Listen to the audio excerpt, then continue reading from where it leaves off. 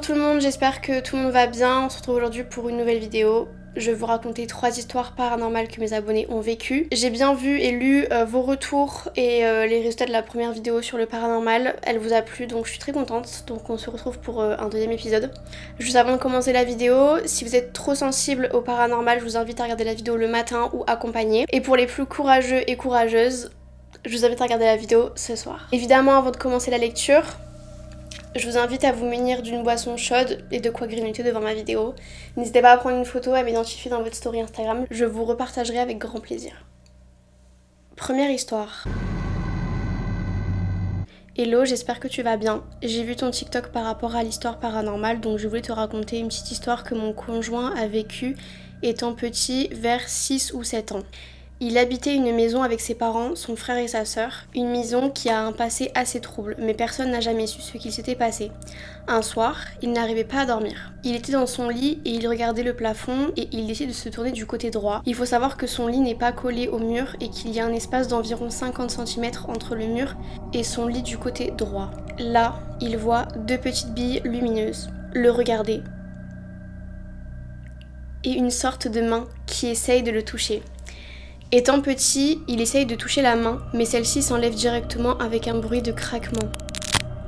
Il décide par peur de mettre sa tête dans son oreiller et de remonter sa couette jusqu'à sa nuque. Il sent un froid glacial sur lui. J'ai oublié de préciser qu'il voyait une silhouette noire. Il distinguait quelqu'un, mais cette silhouette s'arrêtait au niveau des épaules. En bas, il n'y avait rien du tout. 1 minute après cela, il sent la couette se baisser. Elle se baisse jusqu'en bas de son dos, puis après c'est lui qui se baisse, quelque chose le tirait par les pieds tout doucement. Il se retrouve au milieu du lit, puis plus rien. Il décide de descendre en parler à sa famille, il n'a plus revu cette chose. Il m'en parle aujourd'hui presque 30 ans après, ça l'a traumatisé étant petit. Il m'a assuré que ce n'était pas une terreur nocturne, que c'était bien réel et qu'il ne dormait pas. Il a vécu pas mal de petites choses comme celle-ci, mais je pense que c'est celle-ci qui fait le plus peur. Voilà, bisous bisous. Mon Dieu. Alors, tu vois, comme c'était un petit, alors je veux pas sous-estimer et dire qu'il peut se tromper, mais ça peut être soit une paralysie du sommeil, soit un cauchemar. C'est que quand on est petit, on voit pas mal de choses apparemment. Donc ça m'étonnerait même pas si ça avait été réel, puisque en réalité, comme je vous disais, quand on est jeune, on a tendance à avoir pas mal de choses. Et comme on est jeune, en fait, souvent les gens, soit ils nous croient pas, mais ça m'étonnerait même pas si ça avait été réel. Par contre, oh, mon Dieu, l'angoisse. Oh là là là là. Et puis les petites billes, j'ai compris que c'était des yeux, hein, mais... Et le bruit de craquement, ça sent pas bon, ça. Et je comprends qu'ils soient encore terrorisés par tout ça, et en fait, c'est juste normal, parce que, c'est flippant, tu vois. Mais est-ce que ça l'empêche... Enfin, est-ce que ça lui fait encore beaucoup de cauchemars? Parce que peut-être qu'il devrait aller voir quelqu'un, je sais pas trop, mais si ça l'empêche de dormir, je pense pas, mais si jamais ça lui arrive encore d'y repenser, de faire des cauchemars ou quoi, ce serait bien qu'il aille voir quelqu'un. Ça fait vraiment flipper. Et en vrai, je comprends parce que je pense que tout le monde ici aurait vécu ce genre de phénomène. On serait encore très traumatisé, je pense. Voilà. En tout cas, merci pour ton histoire. Et j'espère que tout va bien pour lui, quoi. Voilà. Mais n'hésite pas à lui dire si jamais vraiment ça va pas. Après, tu m'as dit que c'est un peu normal que ça lui fasse flipper, puisque de toute façon, il a grandi avec. Et en plus, je pense que ça l'a quand même bien marqué, donc je pense que c'était vraiment réel. Et c'est normal parce que c'est le seul qui a pu voir ce genre de truc, tu vois, ce phénomène-là, donc c'est normal. Coucou, je m'appelle Léane et je vais vous raconter mon histoire paranormale qui a duré sur une dizaine d'années. Depuis que je suis toute petite, je dis souvent des choses étranges à mes parents, comme quoi j'aurais vu mon arrière-grand-mère décédée quand j'avais 2 ans, ou encore que le soir, je voyais des gens passer devant ma fenêtre. C'était des volets roulants donc on ne pouvait pas voir à travers. Enfin bref, il m'arrivait beaucoup de petites choses comme ça, mais j'étais trop petite pour comprendre que ce n'était pas normal. À l'âge de mes 4 ans, mes parents ont décidé qu'on allait déménager pour se rapprocher de leur travail et de l'hôpital car ma sœur était très malade. On s'est donc installé dans une vieille maison qui date des années 1800 environ, dans un petit village assez proche de la ville. Je n'ai jamais bien senti cette maison et depuis petite, je l'ai toujours même détester. Au fur et à mesure des années, j'ai fini par m'y habituer et j'ai fini par apprécier certaines parties de cette grande maison. Mais cependant les 10 ans où j'ai vécu dans cette maison avec mes parents, il m'est arrivé tellement de choses étranges que je ne pourrais expliquer aujourd'hui. Depuis mon arrivée dans cette maison, je n'arrivais pas à rentrer dans la chambre de mes parents. J'avais comme un blocage, comme une peur de rentrer dans cette chambre, mais sans savoir pourquoi. En dessous de cette chambre, il y avait le salon. Donc vous vous doutez bien que je rentrais dans le salon seulement la journée. Et seulement si quelqu'un y était avec moi. Je n'y restais jamais seule, je me sentais pas bien du tout. Je poussais ça tellement dans l'extrême que le soir je fermais la porte de la chambre de mes parents, sinon je ne dormais pas tranquille. Un jour en allant fermer cette porte, j'ai vu des grandes ombres humaines, alors j'ai couru le dire à mes parents. Mais ils m'ont dit que c'était juste le reflet de quelque chose dans la lumière et qu'il n'y avait rien. Pourtant, quand je suis retournée devant leur chambre, l'ombre était encore plus grande et plus imposante. Il m'arrivait aussi parfois d'écouter de la musique dans ma chambre et que le son monte ou baisse tout seul. J'ai emmené plusieurs fois ma chaîne radio chez des réparateurs. Il n'y avait aucun problème. Plus les années passaient et plus tout ça devenait lourd, je voyais souvent des ombres passer dans ma chambre ou encore des lumières qui survenaient de je ne sais où, des choses qui bougeaient toutes seules et encore tout un tas de choses étranges. J'ai grandi comme ça, alors j'y ai toujours été habituée. Et je n'y portais plus attention jusqu'à ce que je devienne adolescente. Adolescente, j'ai commencé à entendre parler de toutes ces petites histoires d'esprit et j'adorais regarder des vidéos sur celles-ci. Mais je peux vous assurer que j'ai vite arrêté quand je me suis rendu compte que je vivais la même chose que certaines personnes. Plus je grandissais et plus tout ça devenait compliqué. Je voyais des gens distinctement dans ma chambre, je n'arrivais toujours pas à entrer dans celle de mes parents. Je n'arrivais pas à rester toute seule chez moi, ni la journée ni le soir, ou alors quand j'étais seule, j'étais souvent paralysée dans une pièce à ne plus pouvoir bouger. À l'âge de mes 15 ans, la cousine de ma mère a fait réapparition dans nos vies, alors qu'on ne l'avait pas vue depuis des années. Elle est venue pour me parler, soi-disant. Elle me disait qu'elle savait les dons que je possédais. Mais j'avoue que moi, je n'y croyais absolument pas, et je n'y crois toujours pas au passage. Alors elle m'a montré qu'elle savait tout ce que je voyais en me décrivant tout. J'étais bluffée. Mais depuis son apparition dans ma vie, tout ceci devenait pire. Quand je sortais dans mon village, des lumières s'allumaient toutes seules. Quand je sortais avec mes amis, il nous arrivait toujours des trucs bizarres. Quand des copines venaient dormir chez moi, les lumières s'allumaient toutes seules, ou encore je me souviens qu'une fois, des cintres se sont mis à tomber tout seuls alors qu'il était bien accroché. Bref, tout ceci pour expliquer que ça devenait de plus en plus compliqué pour moi de vivre normalement. Alors un jour, j'ai testé de m'intéresser à l'histoire de ma maison. J'ai découvert qu'un petit garçon était tombé dans le puits. Non mais déjà, une maison qui a un puits, non, c'est un non. Qui se trouvait dans ma cour car il cherchait son ballon qui était tombé dedans. J'avais vu un petit garçon avec un ballon plusieurs fois. J'ai aussi appris qu'à cause de ça, ses parents s'étaient beaucoup inquiétés et beaucoup disputés dans le salon et dans la chambre parentale. Je n'arrive pas à approcher ces pièces car trop négatives. Plusieurs fois, j'avais senti la présence d'anciens propriétaires qui me faisaient clairement comprendre que je n'étais pas chez moi et que je n'avais rien à faire ici. Ce qui explique pourquoi je n'arrivais pas à rester toute seule. Je me doute qu'il doit sûrement y avoir d'autres histoires dans cette maison que je ne connais pas, mais en tout cas celle-ci m'a beaucoup touchée car je me suis rendu compte que ces gens avaient besoin d'aide, oui, et qu'ils ne pouvaient pas quitter la maison tant qu'ils n'avaient pas retrouvé leur petit garçon. Exactement. Alors j'ai fait appel à la cousine de ma mère, grâce à elle on a réussi à débarrasser tout ça. L'année qui a suivi avant qu'on déménage dans une autre maison s'est merveilleusement bien passée. Ce que je peux préciser, c'est que à cause de cette histoire, nous n'avions que des problèmes d'eau dans la maison. Ça, souvent quand il y a un problème d'eau, c'est que, voilà, c'est qu'il y a un problème d'esprit. Comme un signe, il y avait tout le temps des fuites d'eau partout, la piscine avait tous les ans un problème. J'étais allergique au chlore et maintenant, ça va beaucoup mieux. Je ne sais pas nager alors que j'ai appris. Mes parents avaient super peur du puits qu'il y avait dans la cour alors qu'il n'était plus dangereux qu'un autre. Ou encore on avait des problèmes avec les toilettes, les robinets, même avec la douche. Après qu'on ait découvert et qu'on ait réglé toute cette ancienne histoire, nous n'avons plus jamais eu aucun problème avec l'eau.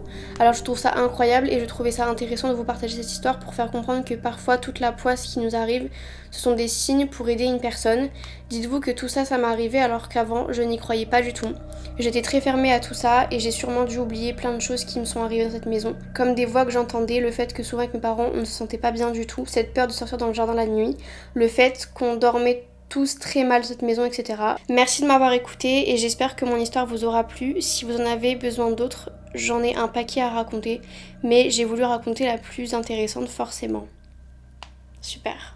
Alors du coup tout ce que tu me racontes en fait t'as clairement vu juste et je suis grave contente parce que tu vois tu t'y connais un petit peu, enfin malgré toute cette histoire mais ouais tu t'es renseignée et t'as pas comment dire, t'as pas agi d'une manière qu'il fallait pas, genre c'est pas une réflexion mais il y a beaucoup de gens qui vont vouloir utiliser le Ouija. Ben non, parce que du coup c'est là où vous allez ouvrir une porte, mais pas à la porte de ces personnes qui du coup ont besoin d'aide, enfin ceux qui vont rentrer dans votre maison, mais ce sera pas des gens, enfin des gens, ce sera pas une chose saine, tu vois. Et du coup t'as bien vu, exactement, t'as bien compris la situation, en fait ben c'est ça, c'est que le petit garçon, ben il est tombé dans le puits et c'est horrible, c'est terrible, mais vous savez pas le nombre d'histoires, enfin, quand on voit des maisons avec un puits, il y a forcément une histoire. Vous allez me dire, mais Faustine, t'as vu trop de films d'horreur? Je vous jure, je vous jure. Et t'as exactement vu juste, puisque c'est ce que j'ai dans ma le premier épisode où je racontais l'histoire paranormale de mes abonnés. Il y a beaucoup d'histoires où comme quoi les maisons sont hantées, mais souvent c'est parce que quelqu'un est bloqué, parce qu'il y a quelque chose qui est inachevé, parce qu'il y a une certaine tristesse qui, comment dire, prend toute l'entité. Et en fait, elle n'arrive pas à partir, à aller vers la lumière blanche, comme on dit, ou souvent il y a quelque chose d'inachevé, où il y a... en fait, elle est bloquée, quoi, parce qu'il y a quelque chose qui la rattache là. Et en fait, là, l'histoire des parents, entre guillemets, ben c'est juste qu'en fait, ils attendaient que de retrouver le garçon, puisqu'ils ont perdu un enfant, tu vois, et c'est normal. Et en plus, ils ont dû forcément sombrer dans cette maison, tu vois. Donc il y a une énergie de tristesse, je voulais dire négative mais je sais pas parce que du coup c'est plus tristesse, c'est pas quelque chose de mauvais, et comme ces entités là peut-être se sont même pas rendues compte qu'elles étaient décédées, enfin tu vois, parce que tu sais, perdre un enfant, j'imagine qu'elles ont dû comment dire, en fait je sais même pas si l'histoire de la maison que tu m'as racontée, les parents ils ont su le fin mot de l'histoire. Au fil des années, en fait, ils ont toujours pas compris, et s'il faut, ils ont même pas retrouvé le corps du petit, tu vois, enfin je sais pas. Donc c'est super triste, genre c'est super dur, mais franchement, vous avez fait ce qu'il fallait. J'espère juste que, enfin, on saura jamais, mais j'espère juste que les parents, du coup, ont retrouvé leur petit garçon, mais au paradis, tu vois. Parce que franchement, on se rend pas compte, mais il y a plein de lieux qui sont comme ça. Et en fait, c'est juste que les gens ont besoin d'aide. Mais par exemple, il y a des maisons, tu sais, qui sont été abandonnées parce que c'est hanté. Mais du coup, les gens sont bloqués dedans et il y a personne qui, entre guillemets, vont les aider parce que bah, il y a que nous, quoi. Tu vois ce que je veux dire? Et voilà, c'est pour ça que je trouve ça beau, même si en vrai, c'est pas que la réalité. Enfin, il y a aussi beaucoup de choses qui sont très sombres et il faut pas y aller, tu vois. Enfin, c'est un truc où il faut vraiment pas s'amuser avec. Mais tu vois, là, bon, oui, certes, c'est pas vraiment un truc. Comment dire? Qu'on veut tous vivre, évidemment, mais franchement, c'est super triste, tu vois. Franchement, c'est super triste parce que... Bah, en plus, tu vois, genre, j'ai des frissons tout le temps quand on parle de ça, j'ai des frissons, mon corps, il est rempli de frissons, genre, c'est... Mais parce qu'en fait, je me suis tellement renseignée à ces sujets, même quand je vois les vidéos, par exemple, de Silent Jill, tu sais, qui fait des... Silent Jill, quand elle prend une invitée spéciale ou quoi, et qu'elle va dans des lieux abandonnés, souvent, il y a des histoires. Et puis quand tu vois qu'il y a une histoire de meurtre, une histoire, une femme qui est décédée, comment dire, à cause d'une maladie, mais que du coup elle a pas pu revoir ses petits-enfants. Enfin, tu vois, il y a plein de choses. Puis même aussi, c'est quand les maisons sont abandonnées et que du coup tout le monde va venir casser à l'intérieur, alors qu'en fait ils se rendent pas compte, mais c'est quelqu'un qui est décédé, donc forcément elle est restée bloquée parce qu'il y a tous les souvenirs, tu vois. Enfin, il y a beaucoup de gens qui s'y intéressent pas et c'est ok, mais les gens qui manquent de respect, tu vois, c'est pas ouf. Genre, moi j'ai vu une vidéo, franchement ça m'a touchée. C'était une mamie qui du coup avait sa maison. Elle était bien rangée, mais en fait tout le monde a saccagé, tout le monde a tout cassé, donc forcément la maison était pas... Elle était plus dans son état comme au début, tu vois. Jill, elle a pu discuter avec la femme, entre guillemets, avec la spirit box et tout, et en fait on s'est bien rendu compte que cette femme-là, elle était très douce, mais comme elle était habituée à ce que les gens venaient pour saccager, ben elle était hyper agressive, tu vois. Et en fait, ce qu'elle voulait, elle, c'était juste... en fait, je pense qu'elle voulait juste avoir des nouvelles de sa petite fille, tu vois. Enfin, c'est super triste, genre. Enfin, c'est triste, mais en même temps, c'est bien parce que du coup, on sait que... Mais... Enfin, bref. Du coup, je comprends parce que j'imagine que ça va être...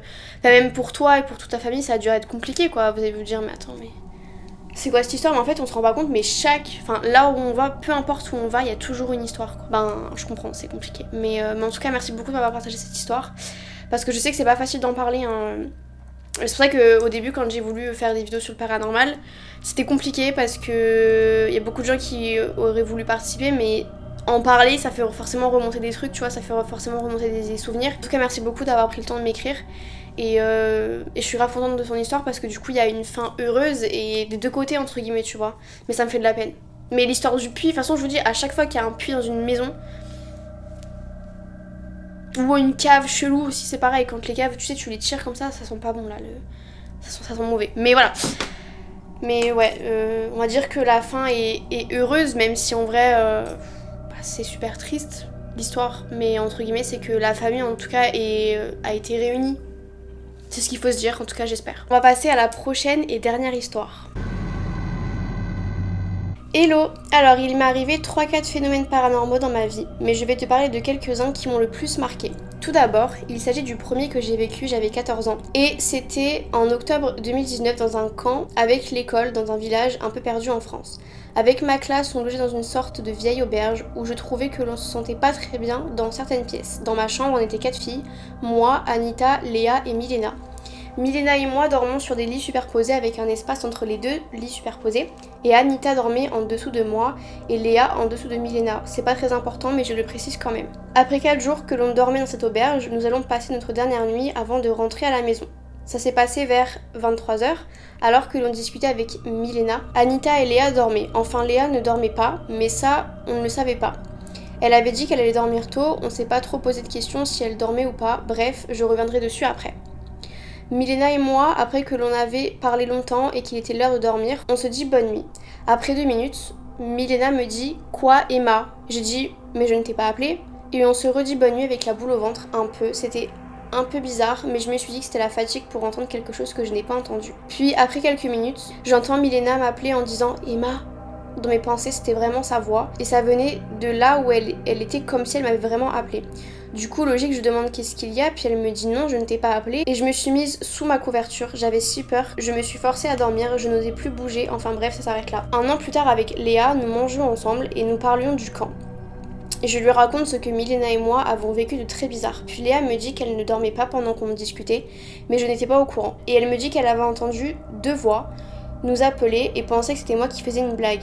Depuis, je me pose la question comment ça se fait qu'elle a entendu, mais ni moi, ni Milena. Du coup, imaginons en fait si cela était du paranormal, peut-être que l'entité ne savait pas qu'elle dormait, c'est pour ça qu'elle a entendu les 2 voix, alors que je n'ai pas entendu ma voix inversement pour Milena. Voilà. Donc du coup, pour répondre, pour être dans le rationnel, soit ce serait une blague de la part d'une de tes copines, même si c'est pas très marrant, mais bon, ça se fait, hein, de se faire peur entre copines, ça se fait. Elle te l'aurait dit, tu vois.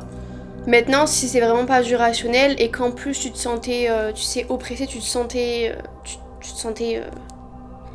passé, enfin tu sais, tu te sentais pas bien, ouais, tu te sentais oppressée, tu te sentais pas bien, tu te sentais qu'on te regardait, quoi, tu vois. Ou alors t'as dû faire un cauchemar, mais si elle te dit qu'elle a vraiment entendu, c'est que qu'il n'y a pas de rationnel et que après dans une vieille auberge en plus tu sais qu'il y en a partout des esprits, tu vois. Donc et j'ai vu que tu m'as envoyé une deuxième histoire, mais je la garderai pour une prochaine partie. J'ai encore plein d'histoires à vous raconter parce que j'en ai reçu encore d'autres et du coup je vous partagerai tout ça.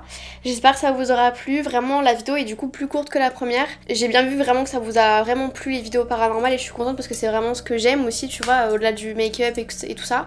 Donc je suis contente. J'espère que ça vous aura plu. N'hésitez pas à aimer, commenter, partager. Et celles et ceux qui veulent partager leur histoire paranormale, je vous mets mon adresse mail, comme ça vous allez pouvoir m'écrire. Je vous mets toutes les informations à savoir en barre d'infos.